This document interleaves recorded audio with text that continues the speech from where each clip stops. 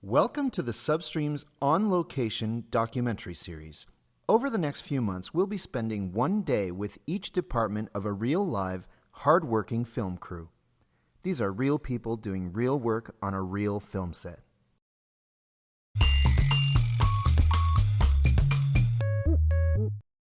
The location department is a department that not a lot of people think about, and probably a lot of you don't even know exists.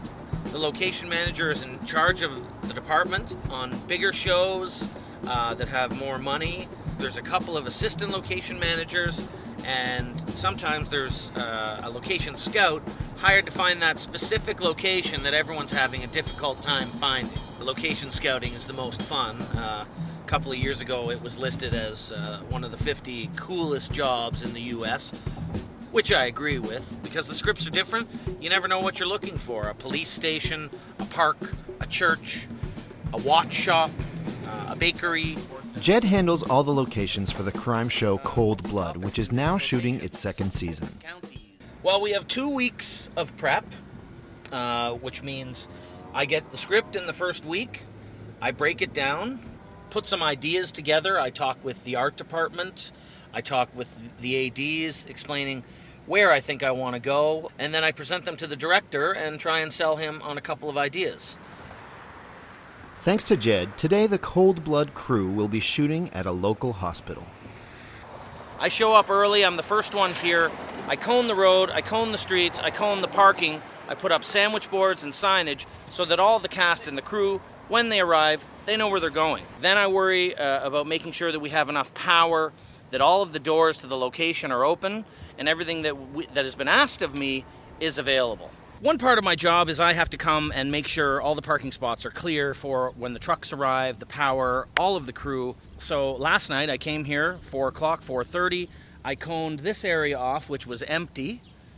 I arrived this morning, and you'll see that people have kicked the pylons out of the way. Pylons mean no parking. So what I've had to do is now talk to my contact and arrange to take some spots over here, which in turn will be a little more difficult because we've got power of the generator, and now we're going to have to be taking the power across this driveway.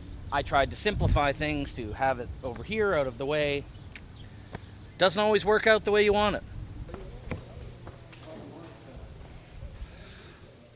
Okay, so we're here early, obviously.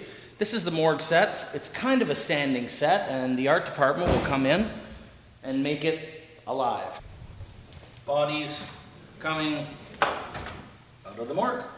In this room here, I don't know if you can see in because the lights aren't on, but this is where we're going to hold all of the actors, the hair, the makeup. This is where they're going to get changed, dressed. You'll see lots of hustle and bustle in about an hour from now.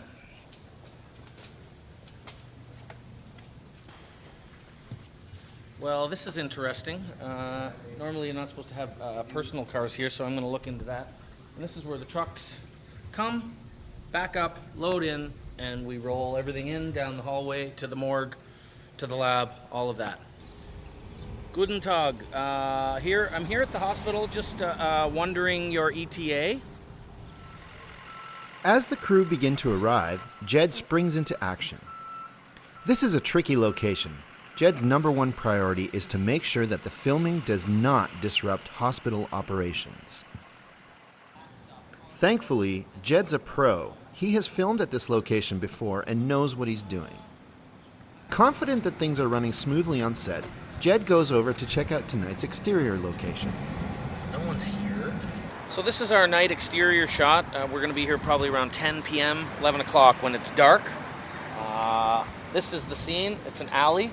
I spoke to the owners of both properties. I've insured the property. We're going to be putting a light on top of the building here so we can light the scene. She comes down this creepy, spooky alley at night, and she's found in the park. The scene requires that the actors move through the alley and into the park. This alley location is perfect, but the park, not so much. You've got the fence, you've got Caledonia Road, you've got Kincourt. It's just a very busy area, and it would be no good for sound We're near the airport. You can hear the airplanes. So right now, I'm traveling to tomorrow's location to make sure everything is good and set up. When you're scouting, you're really looking for the location, but you're also keeping in the back of your mind for production to make it a friendly place. Like you're looking for a location that has a parking lot so you can park the trucks, or it has bathrooms that are close. This park we're going into, we're right at the edge of the city.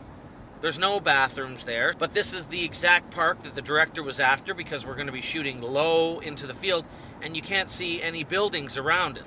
So Mark, just calling to make sure that the bathrooms are coming tomorrow. Unoccupied space. I believe it was a store at one point. This is an area that I'm going to house the crew and the cast for background holding, lunch, etc. Very nice to meet you. Likewise. Come on in, fellas. All right. You can dress room back there if you want. This is actually good, this one. Absolutely. This is where I will change all the actors. I'll put up a curtain. I'm gonna go check out the toilet. Yeah, that worked out well. It was a space that I hadn't seen before. You know, you always gotta go check it out to make sure the water runs. There's air conditioning. You don't always get air conditioning, but you just gotta have power, and it's gotta be really enough space to feed 50 people. The producers probably don't want to hear this, but you never get a location for free.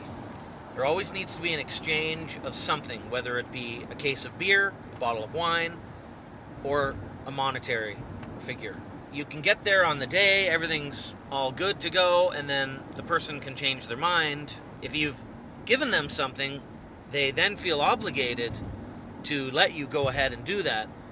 So that's the one thing I've learned. We're heading to the park at the end of this street. The alley tonight that we're filming at is going to lead directly into this park, and tomorrow, under that slide, that is where the girl is going to be murdered.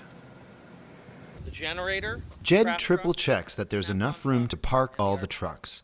He's been here many times before, and he's gone through all the proper channels to ensure that filming goes as smoothly as possible. From a production side, yes, you have to have permission to film these locations. Toronto Film and Television Office is where I go. You're designated a permit officer, and whatever location you're after, you fill out the application, you fax it in. The park is surrounded with a residential neighborhood. Since we're filming past 11 p.m., I've had to go get signatures from 80% of all the people living around the park, door to door, knock, talk to people, explain what we're doing, and then I take all those signatures to the film office, they look at them, and then they give me the permit. Once Jed has everything lined up for tomorrow, he returns to set and awaits the wrap. At the end of the day, I already start thinking about the next day, but I also have to make sure that the location is the exact same as it was when we arrived. So I make sure all the pylons are taken away, all the sandwich boards, all the trucks, all the garbage, everything is gone. It all looks the exact same as it did when we arrived. When you shoot on location, it's a little more exciting rather than being in a studio. I enjoy it. It's my forte, where I do some of my best work. It's exciting to me. It brings a whole new venture to the film, and I do it because I love it. Go to bed, get up, and shoot all night tomorrow night, 5 p.m. till 7 a.m.